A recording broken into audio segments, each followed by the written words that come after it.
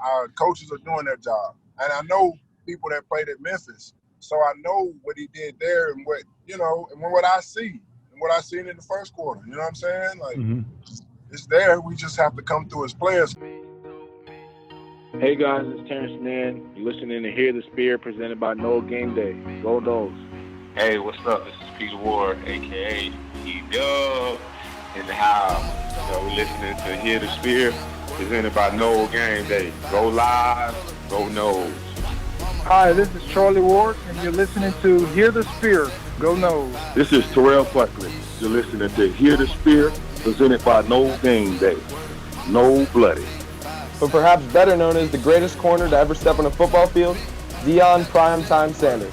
Great Deion Sanders, my brother. What's going on, man? I could wake up to that greeting every day, man. That was awesome. Hello, Noles fans. This is former Seminole Derek Brooks, and you're listening to Hear the Spear, presented to you by Noel Game Day.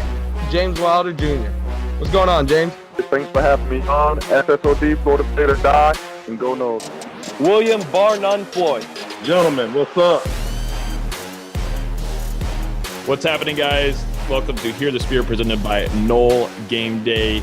We are here. It is rivalry week in Tallahassee, also down in Coral Gables. Florida State versus Miami primetime. College Game Day will be on ABC ESPN at 7:30 on Saturday. We're only 2 days away from kickoff. With me this evening, we've got Dustin Lewis, our lead writer and editor, Nate Greer, our lead recruiting insider, and also up there is Austin Veazey, our lead basketball guy. What is happening, gentlemen? It is rivalry week. What's up? What's up, man? What's going on? Going on, guys? Excited to be here talking some Florida State versus Miami. Are we excited, though? Are we? You didn't sound very excited. Kind of. We'll be excited. We'll be excited enough. I'm excited. It's Florida State, Miami, man. We get it this year. Come on. Yeah. We actually have sports. We have college football. And, it felt really weird having the bye week. But before we get into everything, I will say we do have a special guest later on in the episode. Former Noel ACC champion. Ran into the NFL with a few teams, too. Also in an arena league. Everett Dawkins, E-Dawk, joins us. He talks about his career, also helps us preview the Miami game, his keys to winning that, talks about the defensive line, Marvin Wilson, and so much more. So that's going to be later on in the episode. He was awesome, so definitely appreciate him coming on. As always, you can listen to this podcast on iTunes, Spotify, Google Play, YouTube, like everywhere pretty much. If you're listening live right now, make sure you hit that like button or share it with your friends and family. If you're on Facebook, share it with all the groups that you're in. And we definitely appreciate everybody being on here listening to us live. But yeah, you guys ready to jump into this thing? Let's do it. Unfortunately, let's go. Hey, now we had the negativity. We had our instant reaction. That was a lot of negatives right there that we had to go through after the Georgia Tech game. We're going to bounce back. There's going to be a bounce back here, right? Some optimism, maybe? No. You got me and Nate here. No optimism whatsoever. What? Dustin was full negative this last week That's episode. what he's saying. Oh, God. All downhill. Oh, God. Well, let's jump into some of the quick hitters before we get into the next segment. So right now, probably the top one, everybody wants to know about the quarterback situation. Most importantly, Chubba Purdy, the true freshman who everybody is expecting to probably get some playing time later on in the season. We got an update earlier for our Patreon members inside the Discord that he was off of his sling and that he was back in practice. He is still limited, but Chubba Purdy is getting some PT in practice, gentlemen. Thoughts? I love it. Please. I love it. I was on the Purdy high coming into the season. I've long said that he was brought in for a specific reason. He was targeted for a reason by Dillingham and by Norvell. I truly think that he was brought in to eventually take that spot. That shoulder injury, of course, derail some things, but I think that this is the end of the Blackman era here. It's coming to an end here pretty soon, so it's great to see he's back. And despite the second surgery to clean up an infection, he's on the right time frame. So it's good to see. Yeah, and I don't think anybody's expecting him to jump in this week. But if we could see him against Jacksonville State or in a couple weeks against another opponent, I think everyone would be thrilled. Just get out of this game as cleanly as we can, and hopefully we'll be all right. Yeah, like you guys said, I think Florida State's going to work on easing Purdy back into the lineup. And, depending on how James Blackman looks this weekend down in Miami, we might see a guy like Tate Rodemaker get some snaps. Risky.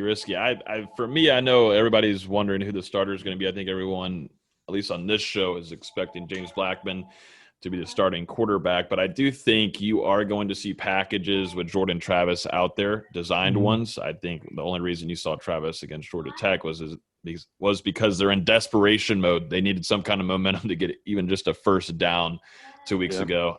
But now you have 2 weeks. Kenny Dillingham was talking in an interview and says that he and Norvell have been really working hard getting a good game plan ready for this game. And so I'm really expecting to have a few packages that we'll see on Saturday night with Jordan Travis out there to just kind of switch it up a little bit and maybe take advantage of those linebackers at Miami. And try to get some kind of momentum going because they're going to need it. And if James Blackman stays on that kind of trend he had against Georgia Tech, they got to find some kind of playmaker. My concern with, the Travis package is being one-dimensional. So, I mean, they got to figure out how to get him to complete a pass to keep the defense honest. Which, as we saw against Georgia Tech, maybe it's easier said than done. He missed a flat by 6 feet. Yeah. Come on, man. Yep. That's why he always runs in those packages, guys. Yeah. I mean, those run packages worked. Captain Obvious. They really worked against Georgia Tech. Honestly, they should have gone the whole drive, just keep running, because Georgia Tech didn't know what to do. Yeah, I don't know. We'll see. You got to hope that James Blackman makes a bounce back. I mean, it's about as simple as that. Obviously, there was a few plays where wide receiver dropped the ball, and obviously you hate to see that, and execution needs to be made. But Blackman had a really, really rough game against a really not good defense. And it's going to be a different kind of game on Saturday night. So you got to see a bounce back there. But there's an update on Chubba Purdy. Also, some positive news, though. Obviously, Joshua Kando in the game against Georgia Tech had a cheap chop block from a Georgia Tech player, and it looked really scary. Obviously, he missed last season and started against Virginia after getting hurt there and having to get surgery on his knee. But Joshua Kando is actually questionable for this game on Saturday against Miami. He has been practicing here and there, which is a good thing. And then also Florida State's expected to have Hamza Nasruddin, one of the top safeties in college football, returning this Saturday. And then also Jarvis Brownlee, who was a big star in camp. He's wearing number 3. And he had a big time camp in fall and also workouts and gained a lot of respect across the team. And you're probably going to see number 3 out there too on Saturday. So some positive signs, at least on the defensive side of the ball, for Adam Fuller against the Hurricanes. Yeah, and it's going to be huge for Florida State to potentially get Kando back because, I mean, man, he went down in that first quarter, and we saw exactly how the pass rush looked the rest of that game. I mean, they got nothing at all. Even on runs, the defensive line wasn't getting any push. I mean, Georgia Tech was moving them with ease, and that can't happen when you step into the season and people are calling your defensive line maybe the best in the nation, and your interior with that rotation of Marvin Wilson, Cooper, and Durden, all the hype they got, and they just come out and lay an absolute dud against Georgia Tech. No sacks for the defensive line, no tackles for loss for the defensive line. I mean, it was a terrible showing, and they looked all right before Kando went down, and then after that, it was just a wash. I mean, it felt like the rest of the game they could do nothing. I think getting Nasruddin back is even more important, though. I mean, he's a thumper of the safety. He plays more like a linebacker, honestly. And as bad as those linebackers were against Georgia Tech 2 weeks ago, you get a guy in who's a really sure tackler for the position he plays. I think that's going to be big for stopping the run, and especially De'Aaron King, who's more of a running quarterback than anything. Yeah, I think we saw just, like Dustin said, how much that loss of Kando, Fuller really struggled to get off the ball. His get off is very slow. I just don't see FSU able to create pressure from the 4 down linemen in this game, especially if Kendo can't play. I really like to see them play Gaynor over at the spot where J-Rob's playing. Maybe slide J-Rob over. Try to create something different and get after that quarterback. But Hamza coming back, I think that trio of Hamza, Travis J, and Bernardo Green is a very good safety combination. So it's good to get healthy. It is good to see that Josh didn't have a significant injury, because that block should be out of the game, just like targeting. It should be called as an ejection for those chop blocks. Yeah, no, most guys are getting season-ending injuries because their knees. It's usually the legs before anything else.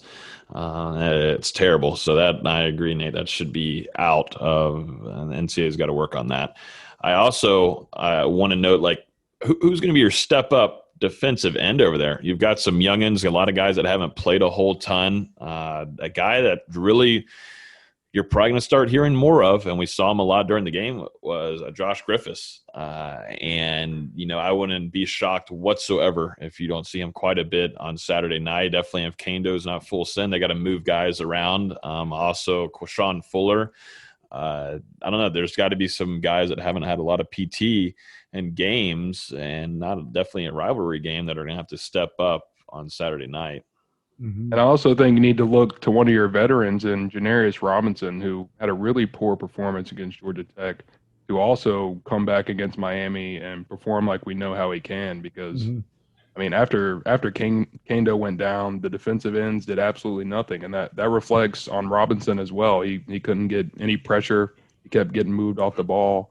And it's got to be completely different against Miami if Florida State's going to have a chance. Because like you guys said, Georgia Tech isn't even close to the type of competition that FSU is going to face when they step into Hard Rock Stadium on Saturday night. Yeah, if they're going to continue to drop the defensive end in the coverage, they need to make that change, or whether it's a package change, putting Gaynor there, because that just looked very unnatural for Robinson to drop back, and he was that was a 42-yard gain. By not dropping back far enough. So, I think there's some moves that this staff could make in order to try to get a little bit better personnel in the field and kind of utilize your skill a little bit better. And that, with that, Skitten, I think, would be back in towards the box a little bit. I think people were too hard on him coming back first game off a major knee injury. But I would like to see him more, playing more of a in the box linebacker role. I just think he's too big for safety now. But it's all about want. This is a rivalry game. This is Florida State Miami. Who wants to nut up and make a play? Mm-hmm. We're still waiting to get an update on Devontae Love-Taylor for the offensive line, but there's some optimism that he'll be out there Saturday.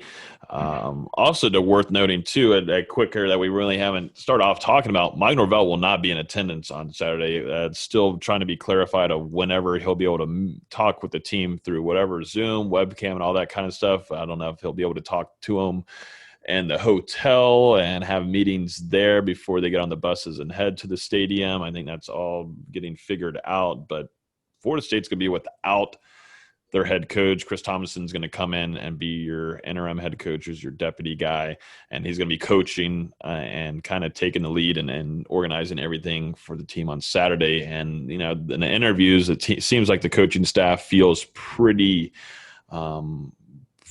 solid and optimistic that things are going to go well. But, man, it always starts with the head coach, definitely on game days, on how things are being worked and making sure things are situated and just kind of having that vibe of a head coach being there is not, and being at games is going to be a whole different vibe when you don't have one on Saturday. And let's not forget he's got head coach experience, so he's not going to be out of his realm. Mm-hmm. He's done it before.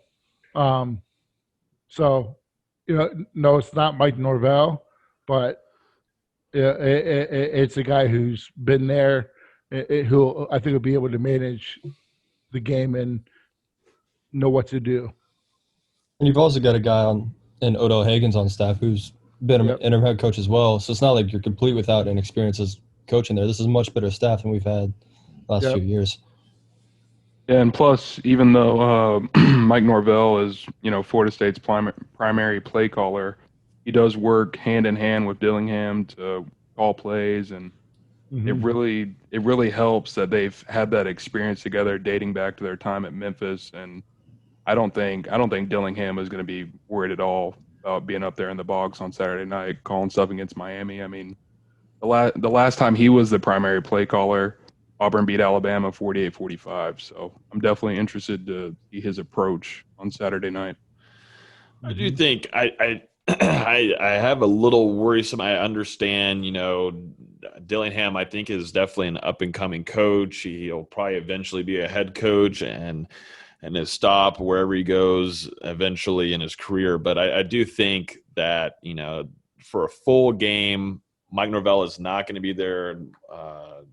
Dillingham has been under coaches before, like Malzahn, and been able to, work things. It's just going to be solo dolo pretty much. There's going to be assistants and guys, the coaches around him, but he's kind of going to be a solo dolo and is not going to get take from his head coach on things and what he should go, what he should give for play calling. So I think it's obviously a really tough situation for FSU, but you got to hope that chemistry, like Dustin said, that Dillingham and Mike Norvell have, will be able to execute a good game plan against Miami's defense that didn't look too phenomenal against Louisville. Let's call it what it is too, though. We talked about it ad nauseum that the play calling wasn't necessarily the issue against Georgia Tech. It was execution. Right. Mm-hmm. So can the players step up and do their jobs? No. I mean, I've said it, I feel like 20,000 times. I mean, we've had a bye week too, so I can't help but keep on bringing it up. But that's 28 points Florida State missed out on during that game. Emmett Rice missed pick six. Asante Samuel Jr., 2 missed pick sixes. And then obviously Tamion Terry's drop, which would have gone for 6 with his speed. So, and there probably was other opportunities where, if you look at Blackman missing reads for wide open guys like Keyshawn Helton, that's probably some more points on the board. So, Florida State definitely has a chance. We'll get to it whenever we preview Miami. All right, so this thing right here is pretty interesting. I mean, Nate, you were talking to us and telling us about it during the production meeting. But what's this whole thing with Urban Meyer saying Mike Norvell is in quicksand? Yeah, so, Urban Meyer, the the infinite wisdom coach, the guy who covered up a serial murderer tight end, a guy who faked 2 heart attacks, a guy who allegedly knocked up a cheerleader at Florida, a guy who, ran probably the dirtiest program since SMU. But I digress.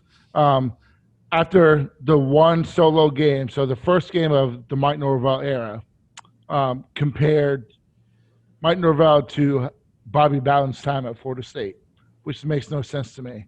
And he was mentioning how, Florida State's 1-11 in their last 12 games versus ranked opponents. And Florida State plays a handful of ranked opponents this year. So alluding to those being losses. Right now, his quote, exact quote was, he's in quicksand right now. I hope he gets himself out because they are going in reverse. So you think he even watched the game on Saturday, really, or are you just going off of the score? I think he probably went off the score and probably hasn't watched an FSU game in quite some time. Yeah. So I just think it's very interesting that you can accumulate all this information and assumption after one 60-minute game at Florida State. So, if you follow me for a while, I think he's the biggest piece of shit in college football. For him to give any opinion about any team, about any program, for me, I can't value that. No, I don't give a damn what he says. I ignored it all today, and whenever that article came out, whatever it was, and What is he? I thought he was too busy. Like, isn't he doing like some kind of? He's a professor now at Ohio State and like helping people become leaders and stuff, which is a complete. I would never take that class with him. No. I mean, holy crap! I mean, Jesus Christ! All the things that he did at Florida, but I feel like he shouldn't have all this time on his hand talking about Florida State when he's a professor now. Yeah. Any more takes on Urban Meyer? You'll have another heart attack. Yeah. Oh man, what a great guy Urban Meyer is. It just shows, all these guys who have a public platform, whether it's Fox pregame or ESPN or Bleacher Report, everyone's got some form of hot take opinion about Florida State. And, he mentioned about how, there's got to be a problem if Marvin Wilson is calling out his coach in public, just all these assumptions by just, doing window shopping and not really knowing what's going on. Mm-hmm. Well, speaking of window shopping, and I don't know how this correlates with Miami, but we could probably find out a way to do it. But let's talk about our top. We're going to jump into our top 3 worst segment, but we're going to pick one thing since, that'd be quite a lot. That'd be 12 things that we'd be picking. That'd It's be a little honestly too much. probably doable to do 12. Though. You probably could It'd be do 12 difficult, things. but We'd be here for another 30 minutes, which we do not have. Yeah. But let's jump into our top worst thing about Miami Hurricanes. It could be anything related to the Miami Hurricanes. Anybody have one that they want to bring up? Nate's not bashful. Go ahead. There's a lot. I know he's got to find. He's got to find like 1 out of his 10 that he has. I'll go something that's kind of a low hanging fruit. That stupid ass hangover chain in the 3-finger ring, touchdown bling they got. It's just so forced. It's forced swag. I just think it's just utterly dumb. And to think that a player wanting to put on a necklace is going to create a turnover when turnovers are nothing but luck. I just think the whole premise of it is stupid. I hated the book bag that Florida State had. I think it's just dumb. Plus I just hate Miami. So go ahead. For me, it's pretty simple. It's the colors. I mean, orange is already nasty enough. Throw it with that swamp green. It's just disgusting. I hate it. It's despicable. I don't know why they chose those colors. I don't know why they keep choosing those colors, but it's horrible. Yeah. You want to talk about something despicable? Can we talk about Miami fans? What fans? They don't have fans. But the ones that they do have, very, very few, they're very vocal. And about what? I mean, they've been in the ACC for over a decade, never won the ACC championship. They haven't won a national championship since, I learned how to write in like elementary school. So, I mean, what are they even chirping about at this point? Yeah, you beat a couple Florida State teams that were down in the dumps. Congratulations, we've already done that 7 times. Yeah, no, I'm right there. I'm going to pick also with Dustin. I think the fan base is absolutely, utterly embarrassing. Me. I have to. No, you don't. You can't. Well, I guess I'll go their stupid duck that they have out there on the field that like is always messing with the beak the whole entire time. Yeah, like isn't both that ways? Like what are you doing? I feel like that's hurting their own mascot. I feel like that's more like animal abuse. Where's PETA when we need them? Yeah, that's messed up. I'm gonna file a report if I see that happening on Saturday night. But yeah, that duck thing I think is one of the stupidest things ever. I mean, it kind of goes like kind of the route of the Cimarron or whatever they call it, Nate, that they have at the basketball games. That dude running around in the Renegade. I think Austin would know more about Cimarron than Nate. I'll swing on Cimarron the next time I see him, and that's a fact. You'll do what? You'll swing at him? Why? Just don't like him. He's a waste of money, a waste of my time. He's always in my way. But yeah, I hate that stupid duck, man. What do they call him? What's the name of it? It's an ibis. Yeah, I think. Ibis. Ibis. It's the stupidest thing ever. Because it's the last bird to leave before a hurricane, which is so bad. Like, come on. I didn't even know that was a reason until now. So yeah, I just learned something from Fun Austin fact. here. Fun fact. That's what you get whenever you listen to Hear the Spear, or if you're listening live, you get free education from We're not even doing our fun fact segment this week, but you just got a free one. Congratulations. Yep, look at that. Beautiful. Works perfectly. Seamless. But before we get into our game preview, let's jump into our interview with former 2012 ACC champion Everett Dawkins. Great interview. Let's jump into that right now. All right, guys, we got a big-time guest with us. It is a Miami week. I'm really excited about having this former Nole on. He was an ACC champion in 2012 under Jimbo Fisher. He was drafted in the 7th round by the Minnesota Vikings. Shout out to Austin, too, a big fan. Go. Yep. But with us this evening is my man Everett Dawkins, or E-Dog. What's happening, man? Ain't not much, man. Glad to be here on with you guys, man. Glad to talk some football. Wasn't sure football season was going to happen this year, so it's, good to be on here, getting ready to talk about football. Exactly. I'm right there with you, same with all of us on here. We didn't even know if football was really going to be a thing, and God, it feels good to actually talk about it and definitely preview a game, and definitely with Miami week. It's still rivalry week no matter what.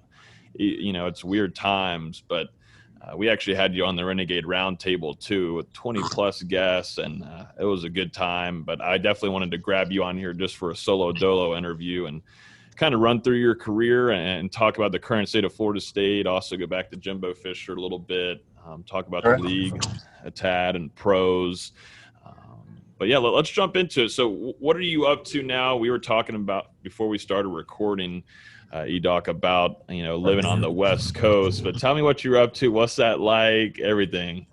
Well, I originally came out here to rehab and train. I tore my hip, and I didn't know I tore it, so I came out here to get stem cell surgery and everything, and it went kind of cool, went kind of okay, just didn't get 100%. But since then, I've had an 18-wheeler, had a landscaping business, and also I got into the car field out here, so I had a little car lot out here.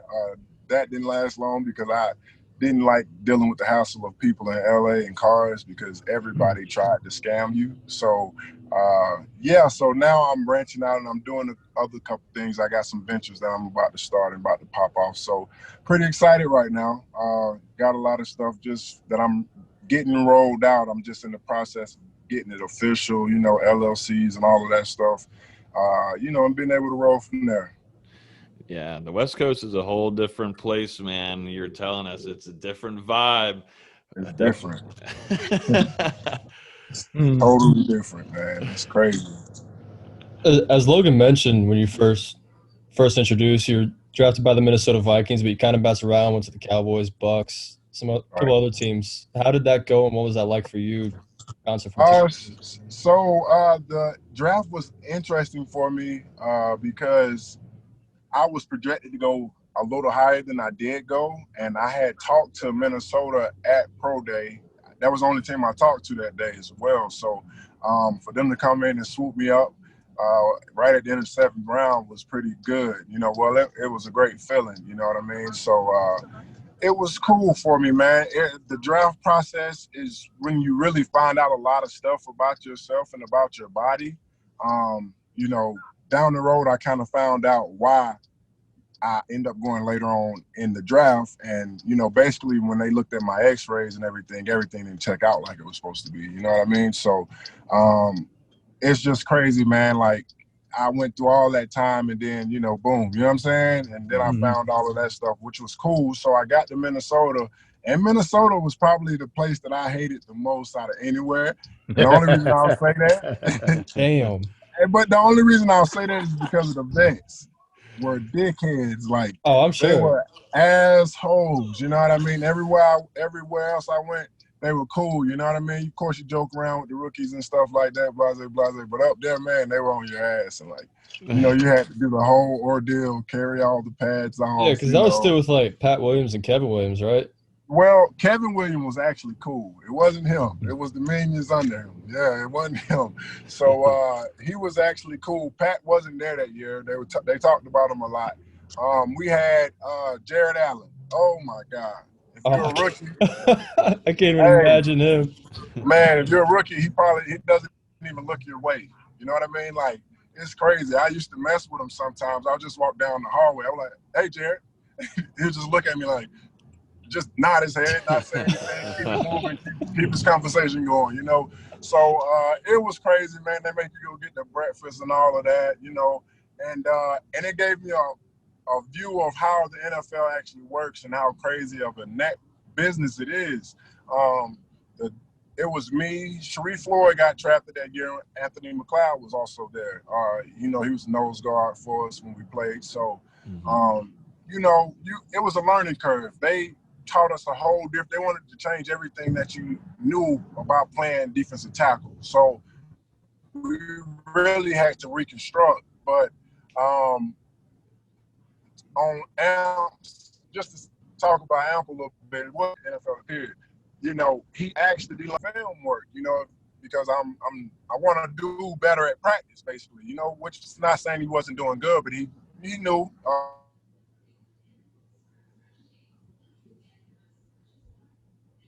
You know, it's training. We don't really have time. You know, basically just pushed them away. So the next day or so, me and Amp, we got up early to go eat breakfast because he's my roommate. And he snores like a bear. So I didn't get any sleep during camp either. So let me say that. But we get up early.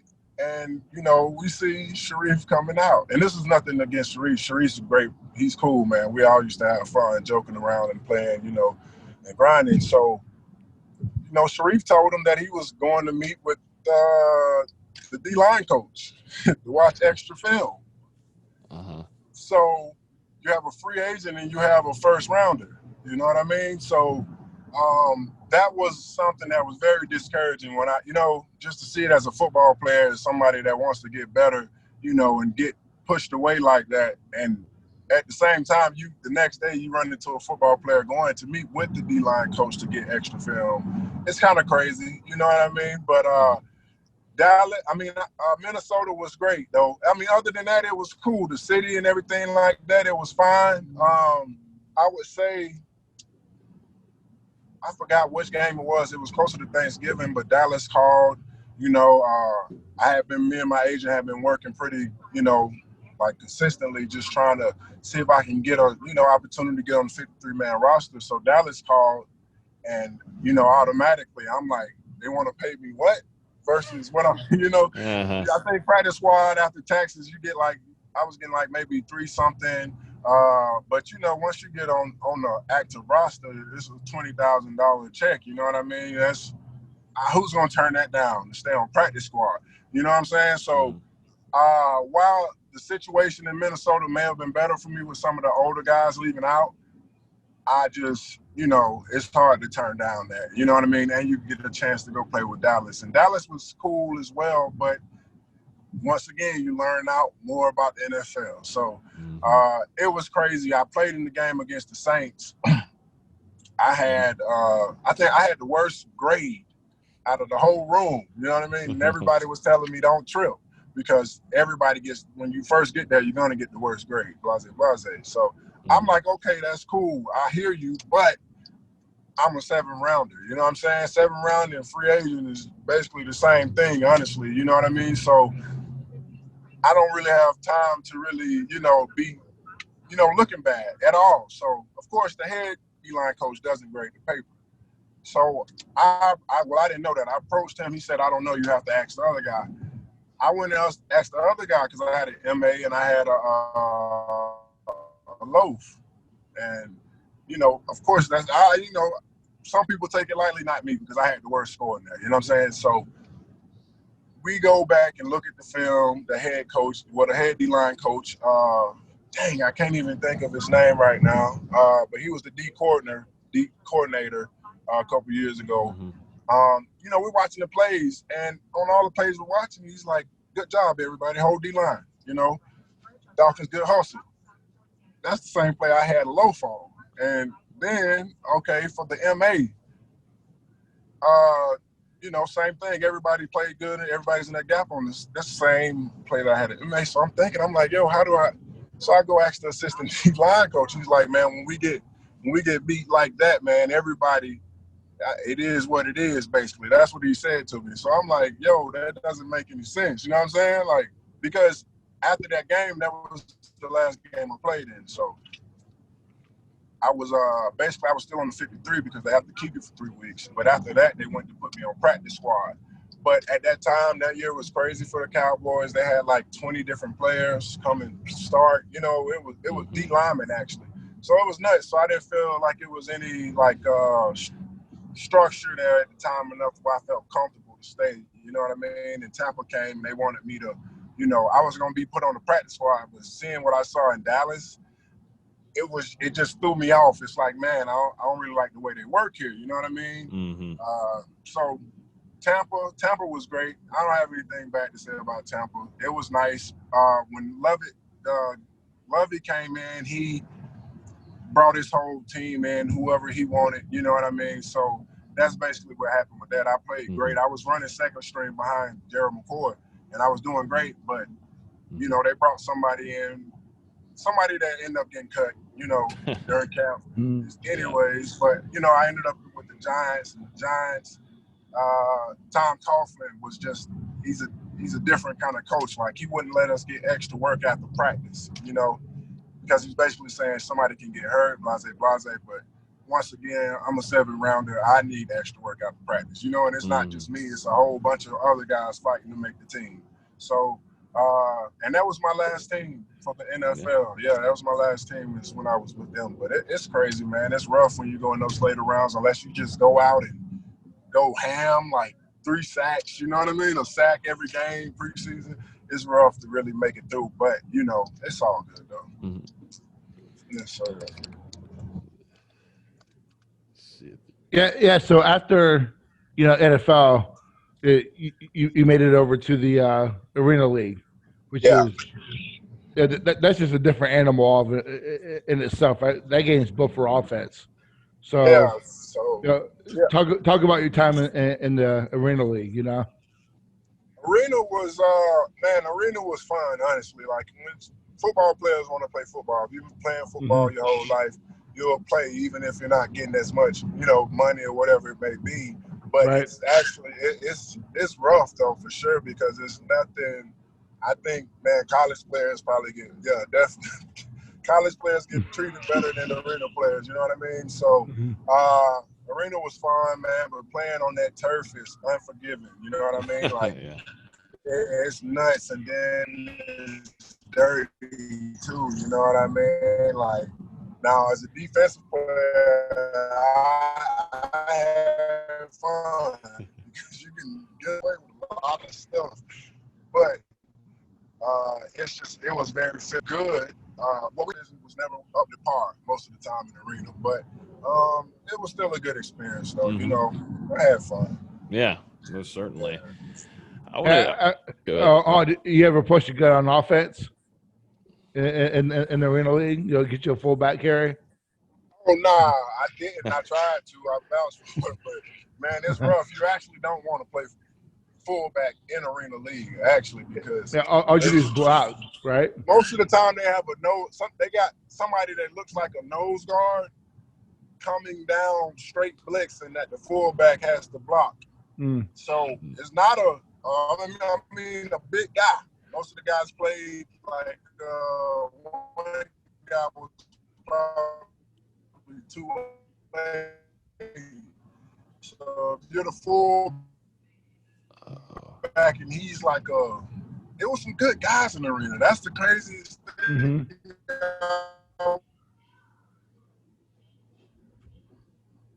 We'll tell you, it's a lot of people don't want to go to Canada, so everybody else. So it was a lot of talent entering the league. I will say that. Getting to play no offense, man. I hate it. Honestly, I hated pass rushing because they throw the ball, one drop step. You know what I'm saying? Like, they don't give you no chance to get to the quarterback. So it was cool, but it's not really a game it's not a lineman game made for D linemen because, offensive linemen they know, the ball's going to be in his hands for a second, maybe a second and a half. It's not going to be any time to get back there. And that was the case most of the time. I want to jump into some Florida State stuff here and get to it. Obviously, you had a great career in Tallahassee, but I want to jump into in 2012.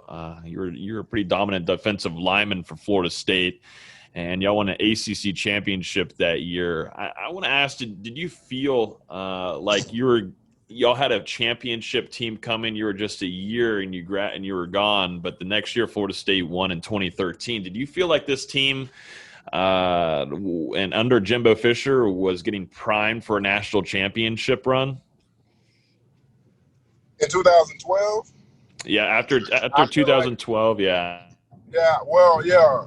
I felt like 2012 we were supposed to won. You know what I mean? At least been in the game for sure. We got 2-3 plays that kept us away from, being in the Natty. So, yeah, it was crazy. But we had a lot of young guys on that team too, and a lot of those young guys stepped up that next year, and were amazing. You know what I mean? They went out there and did their thing. You know what I'm saying? And plus, Jameis played crazy that year. So, I mean, it's crazy for me to see what it was then to now, for sure. Was Jameis ever pretty talkative then? And in that year, what was he like in the locker room? Because obviously you had E.J. Manuel out there, a huge time leader. But what was that like? Jameis' locker was next to mine. So, of course, I'm a senior. I'm a big grump, I guess you could say. I'm a senior. I don't want all that playing and laughing over by my locker, and I'm trying to lock in. But, man, them guys used to have fun for sure. Him and I guess it was Casher and, Darby, all of them guys. I think they came in the same year. Yeah, they used to have a lot of fun, man. He was always talkative, jokative. Like, he's a nice guy. Like, he's a good person, a good soul, to be around. So, when people try to slander him, it's crazy to me because if you really know him, you know how good of a person he is. Mm-hmm. Switching the vibe up, you're a lineman. I won't even say that. We all like our food. What was your favorite place to eat in Tallahassee? Come on, man. Give me that gut box. Guthrie's? Give me that gut box. Come on, man. The correct answer. Stay open to what? I think it broke time up. in the morning? Can't beat Guthrie's, bro. You wake up in the middle of the night and go get Guthrie's. Our friends, that's a lot of places. Our Double Fries No Slaw, our team that was doing the Renegade Roundup with us, our friends over there, they'll probably like that answer for sure. There's nothing wrong. The sauce, I think, just hits differently. Definitely when it's at midnight and you've had a few drinks, it just hits a little differently. For sure. It's the best meal you can. The sauce is crazy. It's my favorite sauce. They should sell it in containers. You know what I'm saying? You ain't lying. Mm-hmm. Yeah, sure. I buy. So we had you on the Renegade Roundup, and couldn't really get your thoughts on Florida State now. You look at when you came on, it was kind of the climb to get back to among the elite, and now Florida State's just struggling. So what's your thoughts on the current state of the program? So what I can say is that what I saw early in the game is what I'm holding on to as far as the future, as far as in the direction that we're headed in.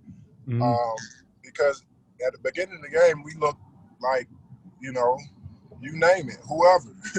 Offensively, we did. The defense, they were getting drove on. They just, we came up with turnovers. But offensively, can somewhat get similar back to what they did that first half. That first quarter, I think it's gonna be great. The thunderstorm thing, that's always annoying. But so I'm not all negative because I did see that. But what I am gonna be negative on is the defense because, I mean, those guys are held like they're hyped up more than we were, I believe, if I'm not mistaken. We had some dogs out there, but I think they're even more hyped up than we were. So I'm not going to say everybody just played terrible, but a lot of plays that they were supposed to make, they didn't make. They played terrible. Yeah, they did play terrible. Yeah, you're right. My bad. I mean, they played terrible. They did, actually. Yeah, I'm being modest, but they did because I know, and it makes and people go right to our coaches. So I don't like it. You know what I'm saying? Like, I know what Odell teaches in practice. He gets sleds every day, like, low boy. I'm pretty sure that's what they've been doing for the last 2 weeks. And if they have been, we'll be able to tell in this game coming up. But, man, the guys were up high. They were, first of all, when you're standing up high as a D lineman and you're 6'5", 6'6", whatever it may be, man, them linebackers can't see over you. You know what I mean? Like, that's a fact. Like, they can't see over you. And I'm not taking nothing off our linebackers. They could have played better, too. But when you guys are that big, man, you cannot play that high. Never, because it's just, now they're just playing the sling game. You know what I mean? I seen on one play that Marvin, he was able to do it and just sling and toss them around, but you're not going to be able to do that with everybody. You know what I mean? Like, when you get some dogs in front of you, it's going to be a fight the whole game. Yeah. I think you're talking about the play that Jason Staples put out there where Warner hit the wrong hole. You know, he could have stopped him on 4th and short. Man, Warner, yeah, definitely. But you know what? The D-line could have made that play. Absolutely.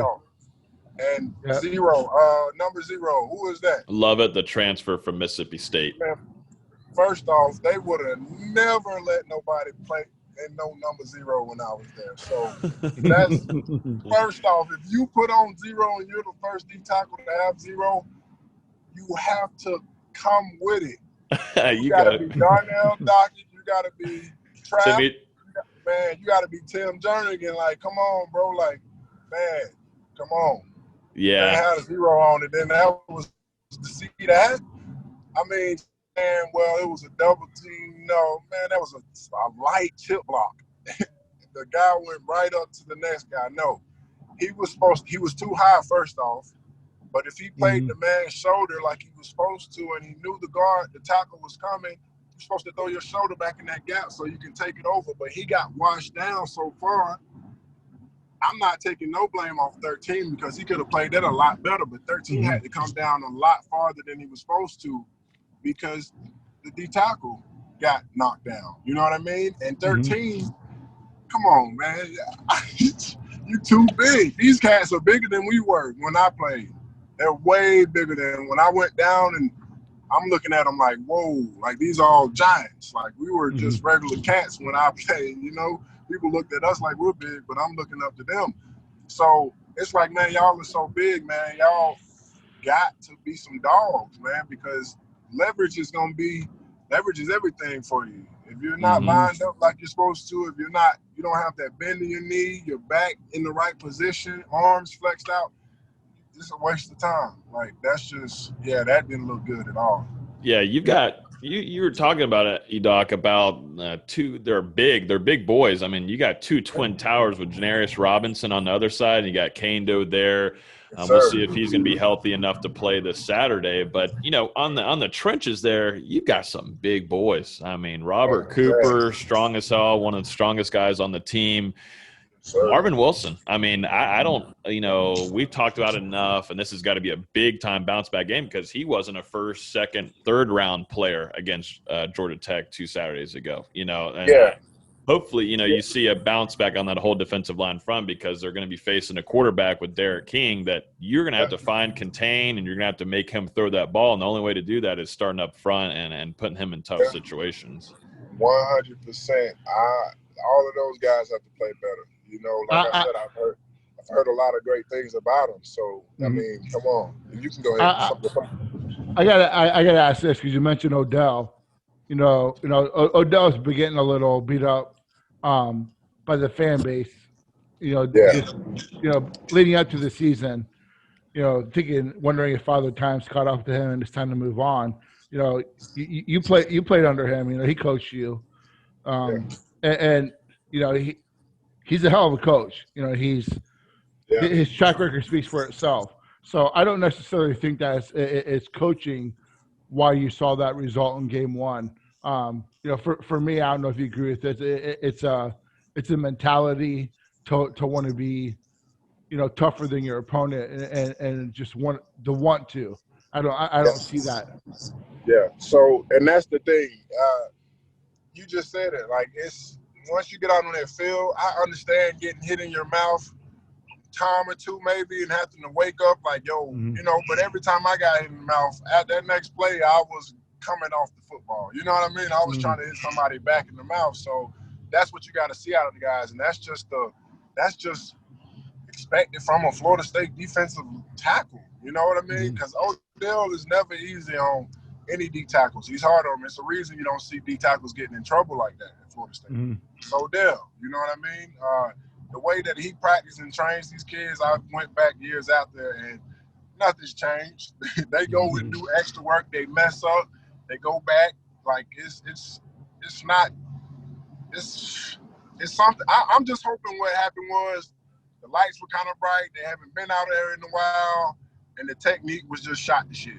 Because as a player, I went out and looked at film the next day after the game, and I've just been like, man, what was I doing? Like, I was taking the wrong steps.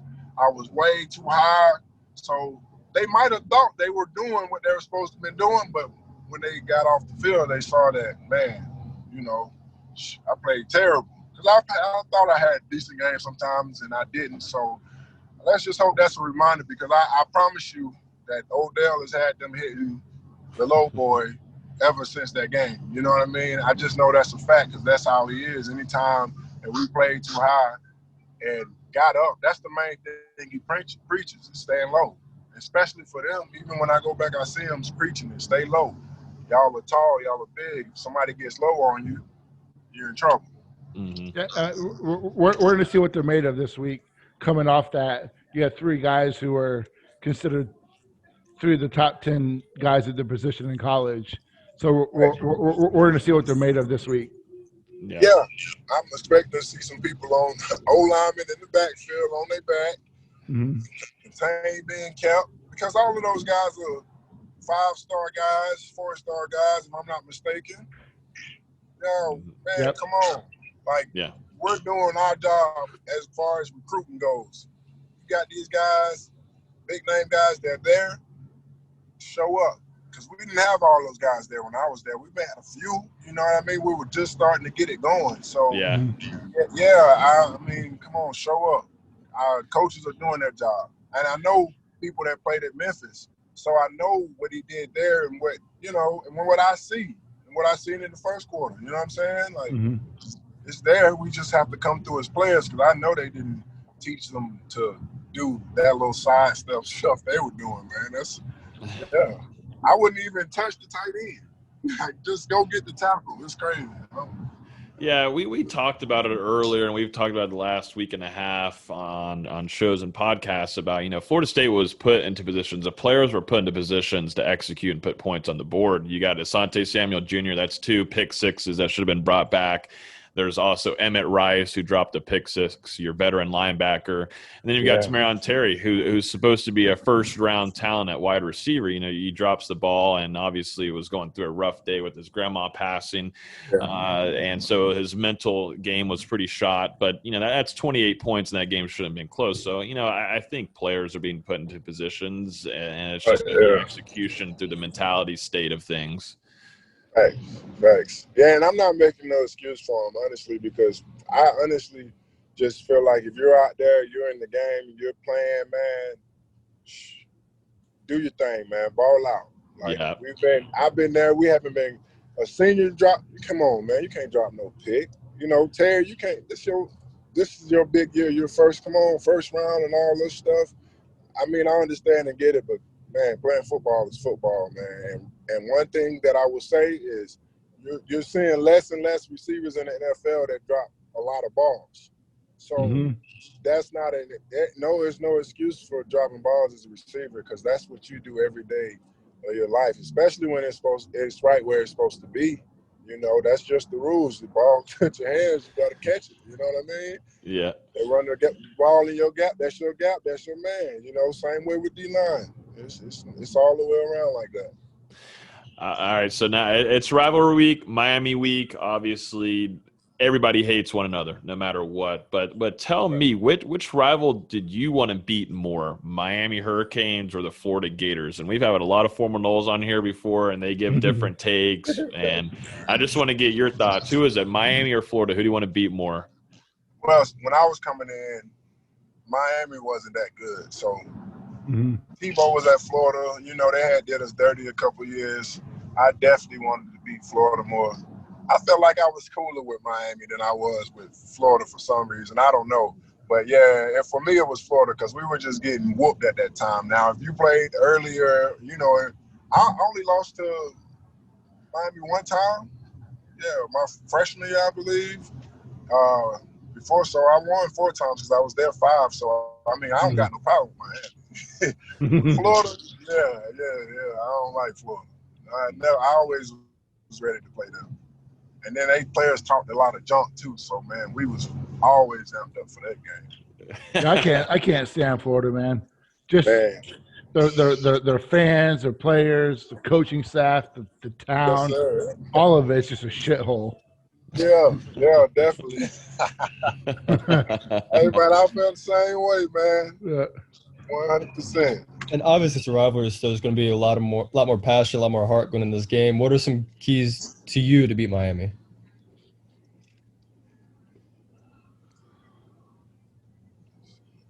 Did it go through? Might have. Hello? Can you hear us They now? broke up on me a little bit. Oh, you're good. Yeah, I can hear you. Yep. Okay, so obviously it's a rivalry week. There's going to be a lot more passion, a lot more heart in this game. What are some keys to you to beat Miami? Keys for us to beat Miami. Defensively, I need to see our D linemen in the backfield. You can still 2-gap and still have your man in the backfield. You know what I mean? That's not hard to do. Drop your feet, stay low, and that's how that happens. I need to see the D lineman in the backfield. I need to see sacks. I need to see the quarterback contained. If the D line doesn't play like they're supposed to, I don't care what the DBs, linebackers, anybody do. It's a wrap for us. You know what I mean? Like, that's just – it starts up front. And in the same way to go to the offense. If the O-line can play – well, is everybody going to be back, or do we still have people hurt? On the O-line, I think we're just waiting to get word on Devontae Love-Taylor, but I think there's some optimism that he'll be there. That's a dog on the offensive I think he'll line. be there. Yeah. Yeah. Now, if we can get that line back in and get them to stay healthy, I would say our offense has a chance. You know, and that's going to be more – receivers have to catch the ball. Running backs, man, they got to hit the gaps when they get them because, man, they got – this is the most – that was the best blocking I've seen, you know, up to a point. You know, Cam Akers would have did wonders with that blocking. You know what I mean? Hell yeah. He never got that. So, I mean, man, we got to make something happen, man. Quarterback has to step up. And Odell used to tell us all the time, I don't care if you're a senior, I don't care if you're a freshman, best man gonna play. And he stood to his word, like, best man gonna play. Like, always, that's the case. So, quarterback issue, running back, whatever it may be, like, I don't care. Yeah, I think that's how it should be. I don't care if it's a freshman, whoever it may be. Keep getting the ball to the tight end. There's no problem with the tight end having 15 receptions because he's good. McDonald, yeah, he's good. Let him do his thing. And, man, the rest of the receivers catch the ball. I think we can actually do something on offense, man. But it's just got to be that gel, man. The O-line just has to stay healthy. And defensively, linebackers, we got to get it figured out. You know, I mean, Gaynor balled out, had a lot of tackles, you know, or whatever it may be. But, yeah, we got to get it figured out, man. I mean, because we can't leave all that pressure on our secondary. D-line knows that, man. So I'm just expecting a lot of them. I'm putting it all on the D-line and O-line, honestly. Yeah. That offensive line, the first team offensive line, when they were in, the offense was averaging like 5.5 yards a play, which isn't great, but it's significantly better than they did throughout. Once the one guy got hurt, it was cut in half. So, no. Yeah, see. That's nuts. And Cam McDonald, versus those linebackers, I think is something that can be exploited in this game. Those linebackers are they struggled versus Louisville. That defense struggled as a whole. So I think that's a game where, Cam was, I think, your most consistent threat in week one. I think you got to go back to him a little bit more. I agree with you. Okay, yeah, and also Miami beat Louisville. Whoop-de-doo. You know what I mean? It's not like people like Louisville isn't good, but we'll see this week for sure. Are they who they say they are? You know what I mean? I'm still rolling with my team. I just know it's that simple for us. O-line stay healthy. D-line, even if D-line doesn't play up to par like it's supposed to, even if the O-line just plays up to par, we're gonna be fine. You know what I mean? Like that's how I feel. Like at least we can put up points. So O-line just stay healthy, because I don't know what this D-line gonna do. Miami gave up over 500 yards of offense to Louisville, so. That defense is not great. Yeah, Louisville's defense, or Louisville as a whole, should never be allowed on primetime TV again until maybe Lamar Jackson gets another year and he's coming back to play or whatever. They in trouble. They in trouble because that's not happening. Before the next question, I asked this in another pod that Logan and I did earlier today. I wanted to ask you. You look at that Georgia Tech game. And if Florida State executes and they get those points that they missed out, and that results 41-16 Florida State, how are you feeling coming into this game? I think that that whole national thought that Miami's going to come in and trounce Florida State for one isn't necessarily true, but if Florida State's coming off a 25-point win, how different do you feel coming into this game? Oh man, yeah, I'm taking the spread. If that's the case, yeah, definitely. If we came off of a win, yeah, I'm definitely rolling with it. But it's always Miami week, so I'm just I got to go with my boys, and it's just, I get my heart broken these last couple of years. That's fine, but I still got to roll with them because I just know Miami, man, and I don't like them. I don't like their fans. Like you said, I don't like their fans or nothing. You know what I mean? Like, crazy. One more question before we get into your score prediction, E-Doc. Nate was going to bring it up. I know he was, but Nigel Bradham's hit against Bird, Miami's wide receiver Bird. Nigel Bradham absolutely obliterated that cat. But you had an interception that was not called. Nobody saw it at all. It's just everybody forgot about what happened. Jimbo Fisher was livid on the sideline. Livid. I'd love to hear what he was actually saying. But what was that whole play sequence, man? And they didn't count your interception. What the hell? Yeah. So it was nuts because I got double teamed that play, which is always nuts to me because I think I got double teamed more than anybody, and who you had on D-line. Like, I don't know, that was crazy to me. But I got double teamed, so I didn't make it. I didn't get much pressure. So I just hear, a crack, like, whoa. And then, of course, the crowd goes crazy. And when I'm spinning around, look, I just see the ball in the air. You know what I mean? And I'm going to go forward all day. I actually got good hands. A lot of people don't know because, of course, I'm a deep tackle.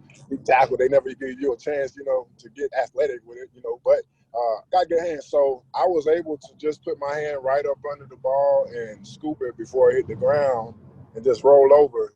So I caught it. And I looked up. I mean, I was hyped. When I got up, I was finna go crazy. But then I looked back and saw the yellow flags. And, man, I was just like, you got to be kidding me. Because, come on, D linemen don't catch pics every day. So, I mean, man, that was heartbreaking. But the replay was crazy. Like, he hit him. You know what I mean? But it was clean, man. That's the thing about – I never felt like we've got a fair draw when it comes to ACC and the referees. It just – a lot of different things we all can go back to, even playing against Clemson. You know what I mean? It's a million things we can say. So I just feel like the ACC never gives us a fair draw when it comes to penalties and rules. We've had problems with the targeting, the clipping or calls and all that stuff. Yeah, man. So I'm not a fan of the refs. I've never been. No, that would be, you know what? To start off that game, if Florida State wants to create some good momentum and show that they're awake, they're woke, is have Emmett Rice light up somebody. I don't, if it's if it's a hard hit and it might be targeting, I don't know. Have someone in there light somebody up. You'll get hopefully it's expected to have Hamza Najaldeen back, probably one of the top safeties in college football. He comes back tackling machine, but have someone go in there, put Gann in there just to light somebody up and kind of DJ Lundy. Facts. I need to see Marvin Wilson, one arm, nose guard, the center on top of the quarterback before he can even hand it off to the running back. You know what I mean? That needs to be the energy, because in the past, that's what the energy was. You know what I mean? So I need to see all these big 5-stars show up, man.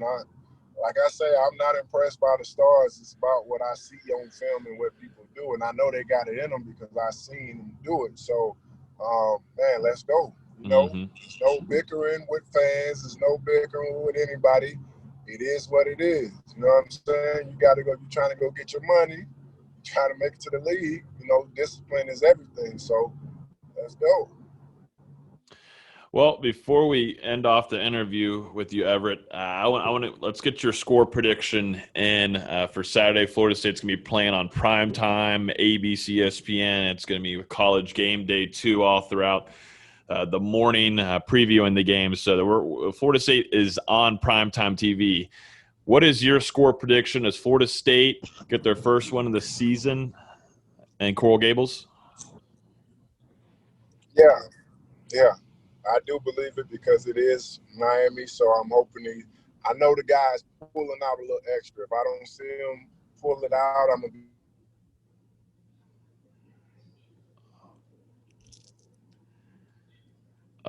struggle, so I'm going to say it's going to be a high score. A nail biter. I'll say I'll go with 31-34. Okay. It may be high, though. Okay, so 34-31 Florida State. 37-40. Sorry, let me get 37. 40-37. Let me get that. Let me change it up. 40-37. Yeah, let me get that. I'll take it. Most certainly. That Florida State fans would love that. They'll take that any day of the damn week at this rate. I will too. But yeah, I think that's pretty much going to do it with our man Everett Dawkins.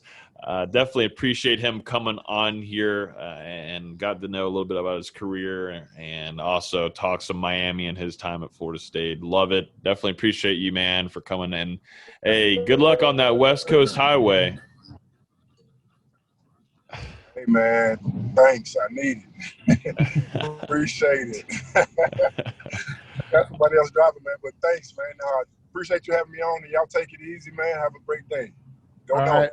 Go Noles. All right, we are back now after the Dawkins interview. Really appreciate him coming on and talking some FSU, and he got real with it for a little bit there, and definitely he's expecting a big game out of that Florida State defensive line on Saturday night, and I'm right there with him. And speaking of all that in the defensive line, let's jump into our game preview. It's Florida State versus Miami. It's rivalry week.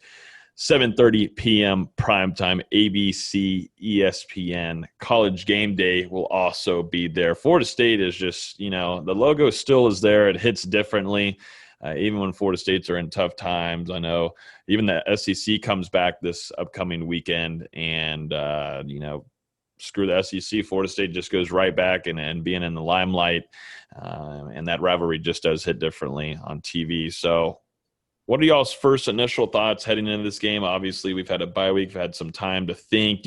First of all, do you guys feel like the bye week was good for Florida State, or do you think they needed to stay on schedule with another team and kind of keep things rolling? What do you guys think? The bye week good, bad? Well, considering we lost the bye week with Norvell getting COVID, I would say it's bad. Mixed reviews. Well, what are the mixed reviews? I think it just depends on what you see coming out this week. I think they needed it just to make adjustments to personnel, but it'd be nice to kind of get back into it and not really harp on the game. And this is a mentally weak team. And so are they going to fold under pressure once they give up another 10-plus point lead? Although I will say it was good for them to get healthy. Like we saw 4/5 of the offensive line get injured. They've had time to rest up. We saw Kando get hurt. We talked about earlier. He's questionable now. Nasruddin's probably good to go. Purdy may be good to go. So getting healthy was definitely a win, especially not having any major setbacks from the Georgia Tech game. Mm-hmm. Yeah. Big time definitely for that offensive line that was dropping like flies, and you got to hope that doesn't happen on Saturday night. Knock on wood that that's just not a case, because that's something that's been going on since last season. Guys just dropping down everywhere. But let's jump into kind of like the big thing here. Obviously, it's going to be the James Blackman show. I think we're expecting him to be the starter on Saturday, and it's going to be and Florida State's going to be going against a Derek King that has experience. This is a different kind of Miami quarterback that Florida State and FSU fans are used to seeing. This guy's got some talent, but is he phenomenal? I'll let the guys give their take, but what are going to be the keys to be what are the keys for James Blackman on Saturday to keep Florida State in this game?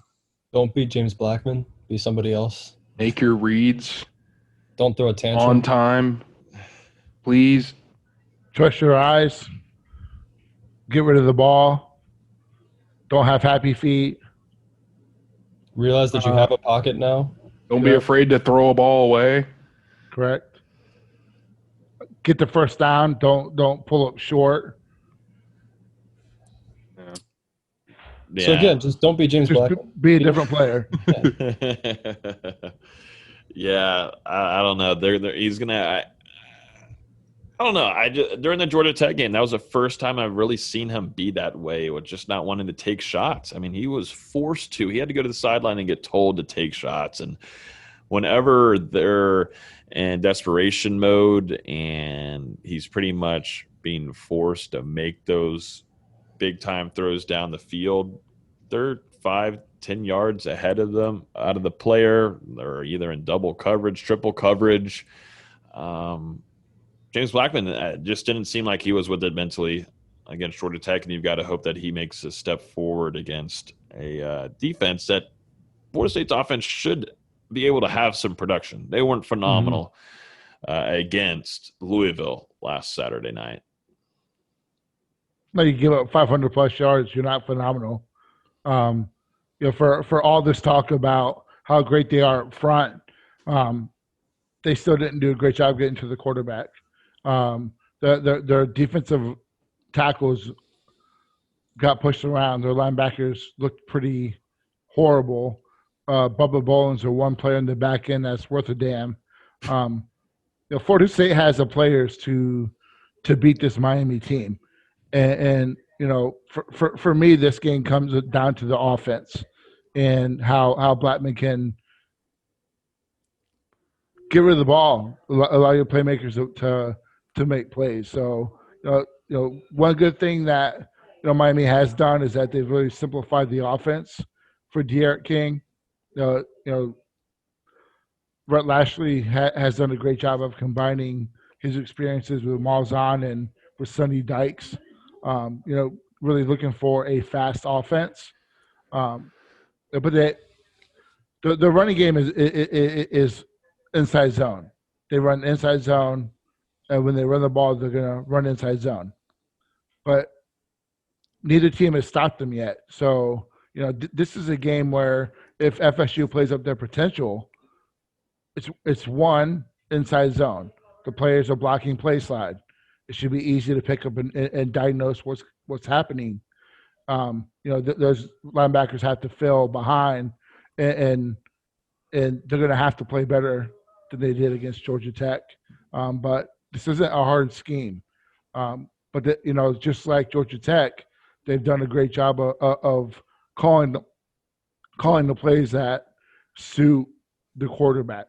So, they're going to have to. I would like to see, you said it earlier, Logan, get out of that zone. Get out of that zone defense. Let you guys go make plays, be aggressive. They're going to have to bring pressure, make him a passer. He's only a 55% completion against Power 5 teams. He hasn't turned the ball over via interceptions, but, throughout the first 2 games, he's left a lot on the field himself, missing wide open guys. So, his running ability really opens up his passing ability. And if you can shut him down as a runner, bring that pressure and make him pass and get rid of the ball quickly, that's going to play into the hands of the defense. Mm-hmm. I agree with everything you just said right there. Derek King, by no means is he an elite deep passer. He's not a guy that's going to be able to connect on shots consistently down the field. I mean, most of his stuff is coming the short to intermediate routes, and especially with tight end Brevin Jordan, who's currently Miami's leading receiver. And if you can shut down King's legs, make him have to throw the ball, that's going to put Miami at a disadvantage and in an area they don't want to be in. Mm-hmm. Yeah. Let's talk about keys to the game. Obviously, we're already kind of getting into that, but I'll give mine, and we talked about with Everett Dawkins. This has got to be a game for this defensive line to wake up. You're bringing back pretty much practically your starting defensive line pretty much from last year, and this is going into your second year as a unit, and they weren't there on Saturday whatsoever. All this talk for Marvin Wilson, and I'm tired of, and I think people are realizing it now, but he should not be really compared with a Timmy Jernigan whatsoever. Definitely not in the top dogs like Everett Dawkins was talking about with Travis Johnson, Darnell Dockett, and it's not even close to that. But if he wants to get some respect on his name before, he leaves Tallahassee, a game against Georgia Tech like that's not a first, second, third round defensive tackle. Even Corey Durden didn't seem like he was there last Saturday. These guys have got to wake up big time and show up and be able to contain to get to this quarterback. Not even just contain, but try to go after him and get pressure so then he does make mistakes, because he is not a throwing type guy. You can put him into situations to have turnovers, and that would be huge for Florida State offensively, because they're going to need it. They need all the momentum they can get. So this is where the defensive line has got to step up big time, like Everett said. So for me, it's got to be D-line for FSU to win this game on Saturday night. For me, I've already kind of said it, this game rides on Blackman, but just to switch it up a little bit, Miami Diaz likes to do a lot of one gap and likes to do a lot of fire blitz, fire zone, whatever you want to call it. Bring the 5-man blitz and play zone behind it. And a quarterback that can get rid of the ball quickly and accurately can pick this defense apart. Blackman's going to have to do that. He's going to have the benefit of there's not a guy on Miami's team that can cover Tamari Ontario one-on-one. I'm not sure there's a guy on Miami's team that can cover Warren Thompson one-on-one. You look at Cam McDonald and their linebackers are not good in coverage. So, Florida State has some built-in advantages coming into this game. They don't really adjust to guys' emotion. The defense is what the defense is pre-snap. They're not going to really change out of it. So a smart quarterback can really or should be able to pick up on what this defense does. So, I just think that this defense that Miami has is definitely right for the picking.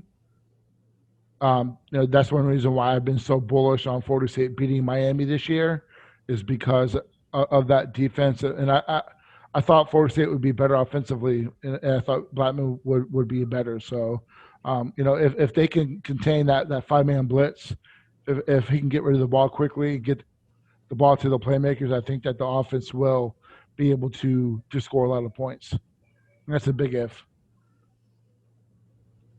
I'm on the same page as Logan. I think the defensive line, and I'm going to say to some extent the linebackers, you got to keep Derek King as a passer. As soon as he gets outside the pocket, that's really where he's going to start beating you. And even to the linebackers, Brevin Jordan's a really good tight end. Mm-hmm. And he's going to be Derek King's safety blanket throughout the entire night. I don't think you can stop him, but if you can limit his chances and limit those easy dump-offs to him, I think Florida State's going to stand a much better chance than if you just let Derek King scramble all night, Brevin Jordan improvises and finds him wide open. If that happens 5-6 times Saturday night, I don't think we stand much of a chance. Mm-hmm. Yeah, and like you and Logan have said, Austin, to me, this game really comes down to the defense having a different performance than they did against Georgia Tech. It was just awful. They need to rebound, and I think getting back guys like Hamza Nasirildeen and Jarvis Brownlee in the secondary will definitely help out. But I'm not really convinced that Florida State's offense is going to be able to score 30 points in this game. And Miami on the other end is combined for 78 total points in their first two performances. So for me, the defense has to keep this game low scoring, gritty, grinded out type performance. And, hopefully Florida State's offense finds a way to get enough points in the end to pull this one out. But the defense is going to have to do a hell of a job. Yeah, I agree. Defense has got to have a big game here to try to be able to put the offense out there on the field as long as they can, so then they can try to create momentum. Defensively. Come on, Marvin. Got to see you, man. But let's jump into score predictions real quick to finish this off. Guys, what do we got? I know Nate was switching it around. I was on a podcast with him earlier today. But now it seems like he's going to change something up here. He was just reminding really that it's Miami week, and he doesn't. I don't know. I don't know where he's going to go with this, because we also Everett got me pumped up, man. Yeah, Everett Dawkins, having a formal Nolan, definitely defensive lineman, and was coached under Odell Hagens, and they have that mentality. I agree. I don't know. I mean, I don't know. I have my score prediction, and I'm not going to change, but everybody on here went 0-1 to start off the season. So everybody here is in the same I don't recall plate. that. No. What week one? Yeah, week one happened. I don't remember. This is a new season, right? The season didn't start, so we're starting with the SEC, right? I think that's what. Yep. It just means more now. But yeah, no Mike Norvell in attendance on Saturday night, primetime, 7:30, ABC, ESPN. Game score predictions. What do we got? Who wants to go first? I'll go first. I'll go first, man. I'll go first. Since I've been beating the drum for months now. So so 11.5 point favorite right now. That's the second highest in the last 5 years. That Miami was a 14-point favorite in 2018. Miami's been the betting favorite for the last 5 years. You look at this rivalry. It's a rivalry game, and sometimes that doesn't mean jack squat, but in this game it does. Florida State is 6-1 against the spread at Miami in the last 7 games at Miami. So, I think it's going to be a competitive game. I don't think that – I think Miami is a paper tiger. I don't think that they're necessarily as good as people think. I think they're getting a lot of hype, and I think it's ridiculous for guys like Kirk Herbstreit to compare Derek King to Russell Wilson. Come on. Let's just relax a little bit. We're 2 weeks into the season. Yeah, did Derek King throw like 6 60-yard bombs for touchdowns? No, I don't know. I mean, let's relax with it. Let's just relax. You look at 2018, Florida State goes up 27-7, and then they end up folding and losing that game.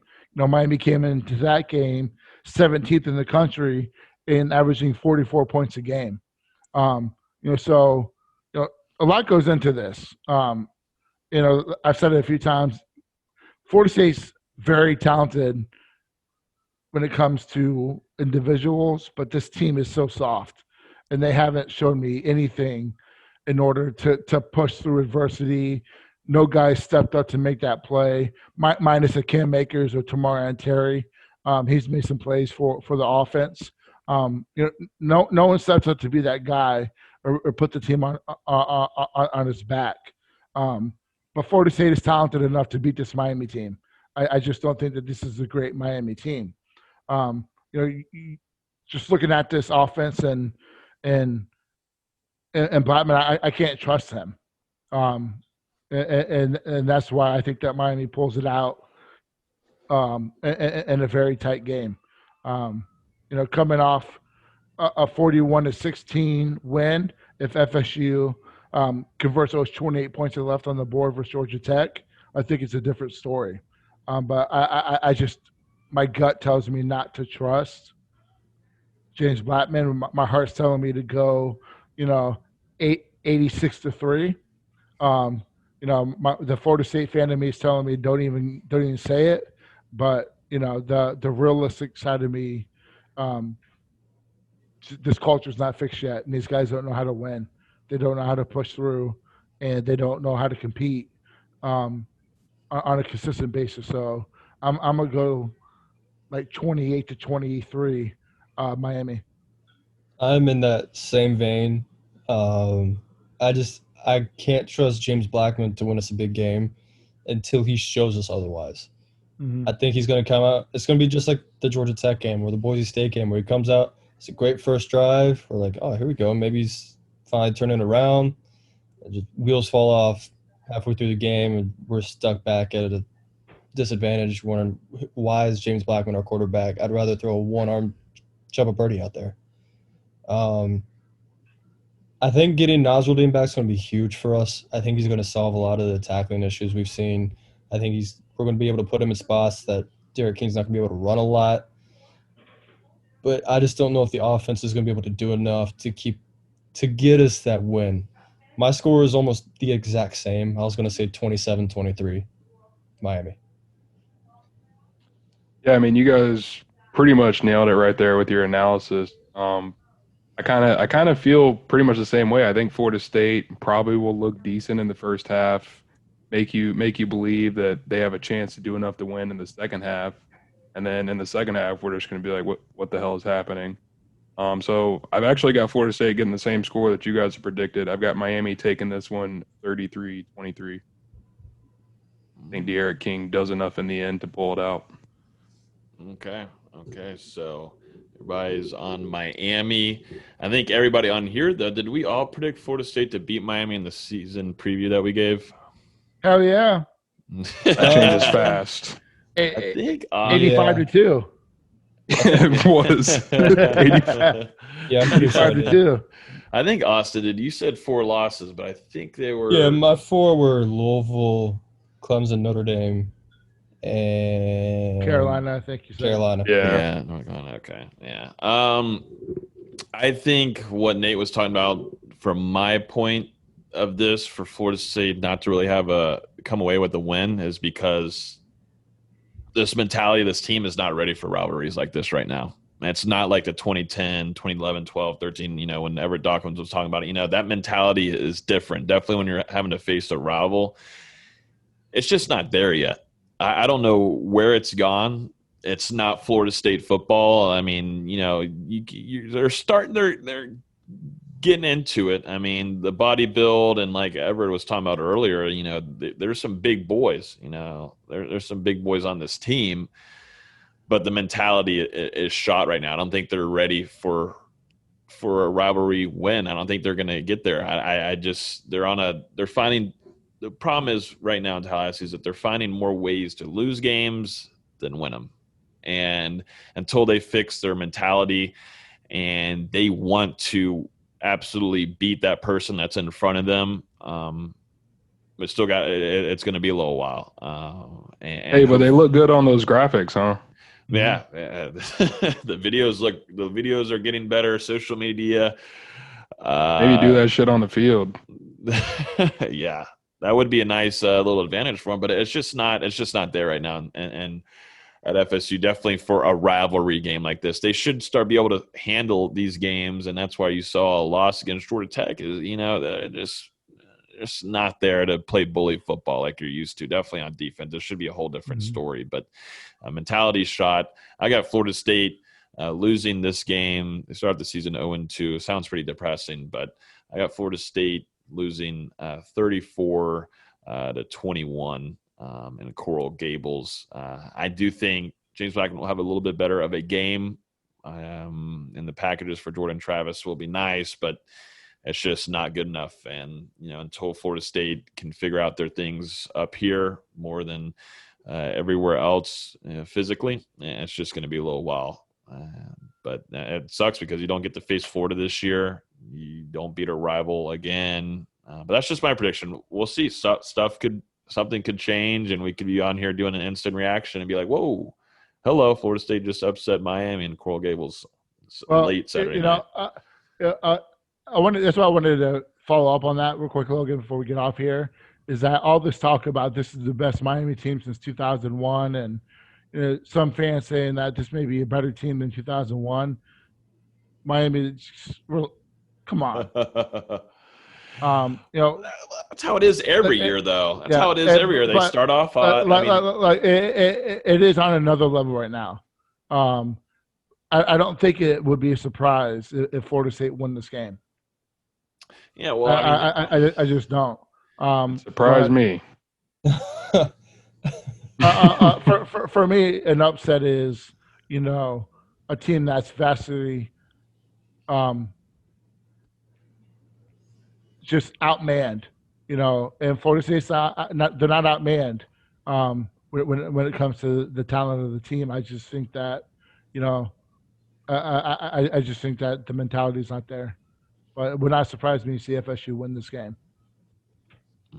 Okay, we'll see. I mean, that's how it is every year for Miami. They start off great in the beginning of the season. Ooh, nice, good stuff. Usually you see some strides headed better in their program, but then obviously near the middle part, definitely the end of the seasons for Miami, they're not good. So I think that's the rough thing for Florida State, having to face them so early in the season, is that's when Miami actually is playing pretty decent football, good football. So that's a tough. It's going to be a tough spiel for Florida State on Saturday night. But one more gut punch before we get off here. One more gut punch. Florida State. Is Miami looking past FSU because they got Clemson next? So has FSU fallen to the point where they're the look ahead game? Yeah, the trap game. Mm-hmm. So are you saying if it's close, it's because Miami's looking ahead? No, I was just saying that. No. I never said that. I hope they're looking ahead, getting that ass kicking. So yeah, I hope so. Probably are. But yeah, I think that's pretty much going to do it for this show. We'll see. We'll keep you guys updated if we do an instant reaction. I will guarantee, though, no matter what, if Florida State does pull off that upset on Saturday night, I know at least me will be here doing an instant reaction, whoever else is available. So look, keep your eyes out for that. As always, you can listen to this podcast on iTunes, Spotify, Google Play, also YouTube. Make sure you guys, if you're listening live, share this, retweet, share with all your Facebook groups if you want to. We really appreciate everybody listening in while we're doing this live. If you want to join our Patreon, you can receive insider news, also great insider recruiting nuggets, basketball is starting to get a little warmed up here. We're getting interviews more here and there from Leonard Hamilton, and Austin is your go-to guy if you want insider news, and that's all available on our Patreon. You can find that at patreon.com/Noel Game Day. We'll be in the Discord Saturday, so make sure you guys are in there. We're going to be having a good time, hopefully, fingers crossed. But yeah, thanks everyone for listening to Hear the Spear, and we will see you guys next time and definitely next week.